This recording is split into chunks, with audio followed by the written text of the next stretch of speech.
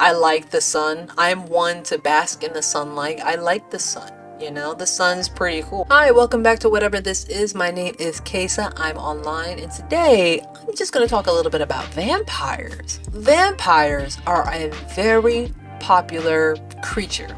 Okay, I don't want to necessarily call them monsters, and I'll get into that in a little bit, but they are very popular creatures. Now, before I just continue forward, I'm just going to read the definition of a vampire, which I found to be fascinating. A vampire is a mythical creature that subsists by feeding on the vital essence, generally in the form of blood, of the living. In European folklore, vampires are undead humanoid creatures that often visited loved ones and caused mischief or deaths in the neighborhoods which they inhabited while they were alive. They wore shrouds and were often described as bloated and of ruddy or dark countenance, marked different from today's gaunt, pale vampire, which dates from the early 19th century. So I was pretty surprised to hear that description that like vampires are supposed to be bloated and they're typically more mischievous. They do end up killing people and they do feed on people, but it is completely different than the vampires that we generally portray now. And I actually do understand the reason. I think I read it somewhere else in the past that it's I mean, to boil it down, it's like it's a sex thing. That's exactly what it is. People got a little too into it, and I believe it's based off of a story that essentially portrayed the vampires in this light that could be more sexually appealing to primarily women. Actually, beast that comes in the night and takes them, because for some women that's what they like. I think I just don't know whether or not a lot of people are conditioned to want the things that they're told to want, and then that just shapes what they want in the first place. If you understand what I'm saying, men want to be the predators that essentially prey on women, so then women are then also wanting to be prey to the men. It's an interesting thing when it comes to sex. I'm not gonna lie. The sex psychology behind sex is what I'm saying. Can be very weird. Can be very interesting. I feel like there are probably studies out there about it. Some of those like weird sex things or kinks that people have. Like I remember the guy who was like fell in love with a car and he really was just making out with a car. Or some people would get turned on when balloons pop or just by balloons. It's interesting, sex.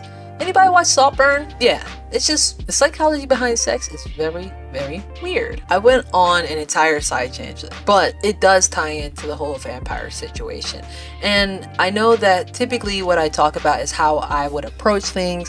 In this case, I don't necessarily want to talk about how to solve a problem with a vampire because I don't think there's anything new to add to that. There are a million things on vampires, from freaking Twilight's Golden Sparkles to the original Count Dracula to some different iterations of vampires where they just have random pine needles for mouths and everything, and how they feast and tear into people. There are different versions of vampires. It's interesting to see that the original version is supposed to be undead creatures who haunt what they know.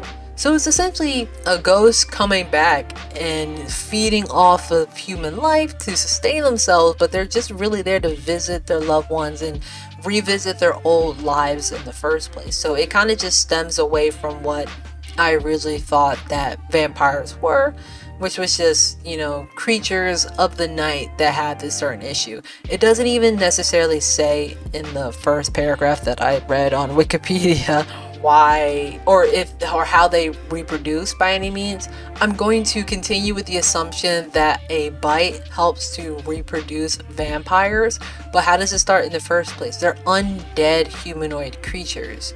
I wonder if undead pertains to being immortal, or undead because they used to be zombies or something, or used to be corpses and they came back like zombies, but they can just do a little bit more than zombies.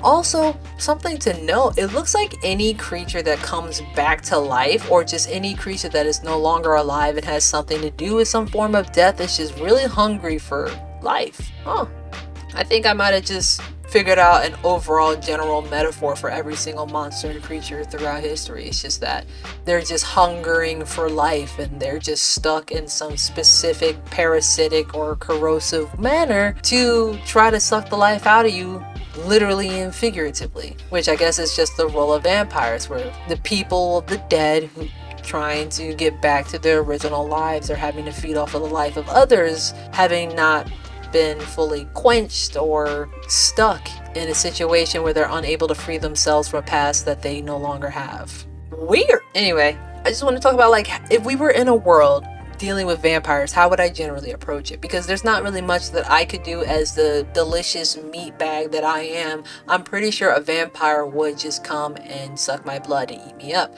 And I don't necessarily want to be a vampire for two reasons. One, I like the sun. I like the sun. I'm one to bask in the sunlight. I like the sun. You know, the sun's pretty cool. Yes, autumn is one of my favorite seasons. Autumn is one of my favorite seasons out of the 4 that we have. I like to be able to go into the sun, and the idea that I would never be able to go into the sun ever again really makes me sad. Like, I think I would get depressed, not just because of the lack of sunlight at that point too, but literally depressed because I can't see the sun. Like, I would miss the sun so much. The other reason why I don't think I would want to be a vampire is immortality. I guess it's the same reason why I don't know if I would ever want to be a god either. Immortality just seems too long. I don't know, it's kind of weird. I'm not against it.